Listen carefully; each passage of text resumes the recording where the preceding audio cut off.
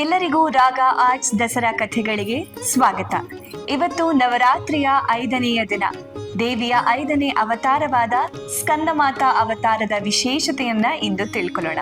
ಶಿವ ಪಾರ್ವತಿಯ ಮದುವೆಯ ನಂತರ ಅವರ ಐಕ್ಯದ ಶಕ್ತಿಯಿಂದ ಮತ್ತೊಂದು ಅತಿ ಉಷ್ಣತೆಯ ಶಕ್ತಿ ಸೃಷ್ಟಿಯಾಗುತ್ತೆ. ಈ ಶಕ್ತಿ ಅಗ್ನಿಗೂ ಸವಾಲಾಗುವಂತಹ ಶಕ್ತಿ. ಹಾಗಾಗಿ ಇದನ್ನ ಗಂಗೆಯ ಬಳಿ ಕಳಿಸ್ತಾರೆ. ಗಂಗೆ ಇದನ್ನ ತುಂಬಾ ಜೋಪಾನವಾಗಿ ನೋಡ್ಕೊಳ್ತಾಳೆ. ಗಂಗೆಯ ನಂತರ ಈ ಶಕ್ತಿಯನ್ನ ಕೃತ್ತಿಕೆಯರು ಕಾಪಾಡ್ಕೊಳ್ತಾರೆ. ಈ ಶಕ್ತಿ ಬೀಜ ಕೃತಿಕೆಯರ ಹತ್ರ ಇದ್ದಿದ್ರಿಂದ ಅವನಿಗೆ ಕಾರ್ತಿಕೇಯ ಅಂತ ಹೆಸರು. ಮೂಲ ಶಿವ ಪಾರ್ವತಿಯರ ಮಗನಾಗಿದ್ದ ಈ ಶಕ್ತಿಯೇ ತಾರಕಾಸುರನನ್ನ ಸಂಹಾರ ಮಾಡ್ತಾನೆ. ಕಾರ್ತಿಕೇಯ ತನ್ನ ಈ ಶಕ್ತಿಯನ್ನ ಎಲ್ಲೆಡೆ ಹರಡಿದ್ರಿಂದ ಇವನಿಗೆ ಸ್ಕಂದ ಅಂತ ಹೆಸರು. ಸ್ಕಂದನ ತಾಯಿ ಪಾರ್ವತಿ ಆಗಿರೋದ್ರಿಂದ ಪಾರ್ವತಿ ದೇವಿಯ ಈ ಅವತಾರವೇ ಸ್ಕಂದ ಮಾತಾ.